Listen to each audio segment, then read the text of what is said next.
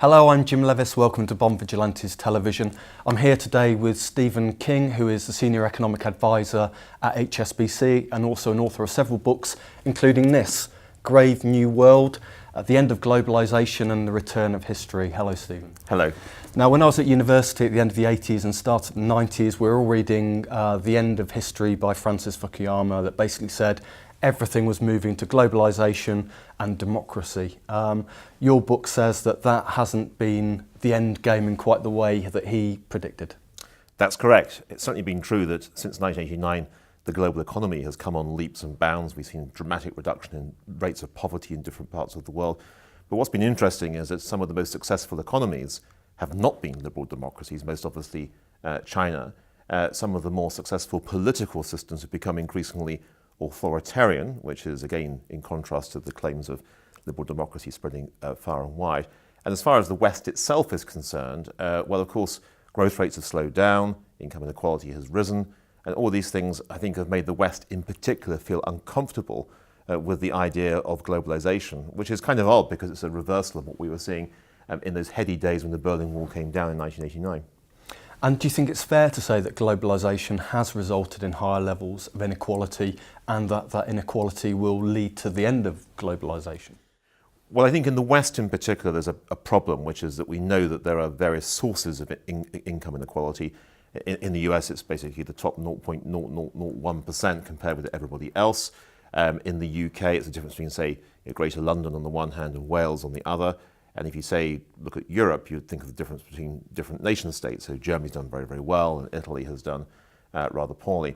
Now, of course, there are various competing explanations for why income inequality and wealth inequality have risen. Maybe it's the design of the Eurozone in the case of Europe. Maybe it's because of technology, which has led to job losses or downward pressure on wages in certain jobs, particularly with zero-hours contracts.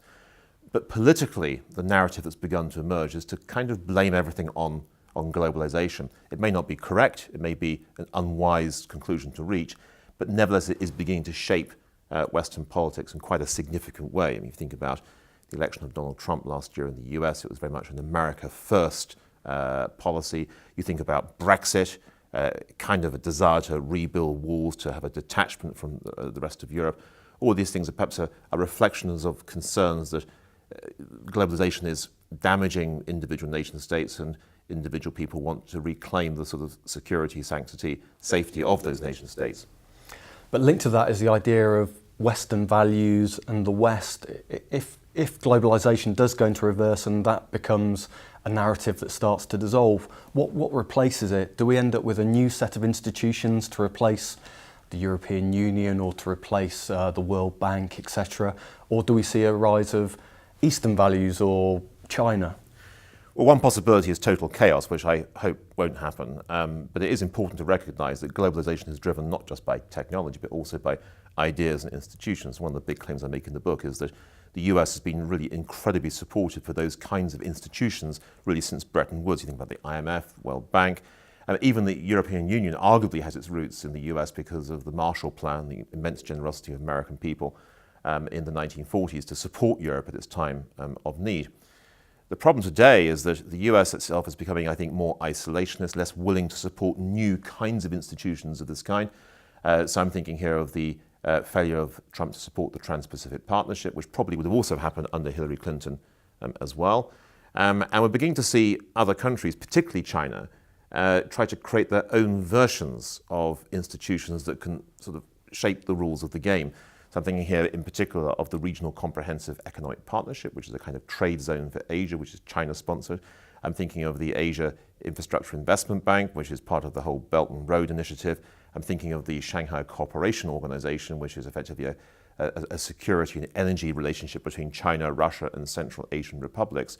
You put them all together, you look at a map of the world, including all those Chinese-led organizations, and it looks very much like I might describe as a pre-Columbus world rather than the post-Columbus world. It's sort of the sense that somehow history has returned, not just in terms of worries about different models, particularly and economically, but also in terms of different kinds of institutions that shape our lives in different parts of the world.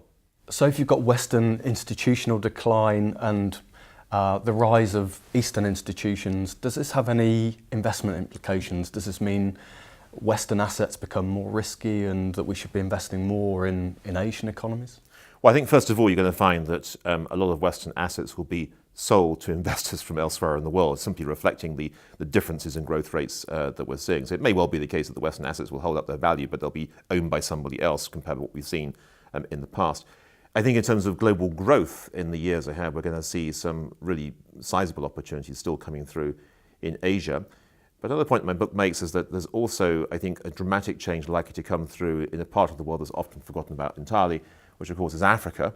And there you're seeing an extraordinary demographic change beginning to come through, which may have its own impacts both in terms of globalization and also perhaps in terms of Africa's own performance in the years ahead. So there are some opportunities within this story, but at the same time for the West in particular, I think a combination of what look to be fairly overvalued equity markets at the moment, partly because of QE, alongside these underlying weak productivity numbers, it's not as encouraging a backdrop as we've seen in previous decades.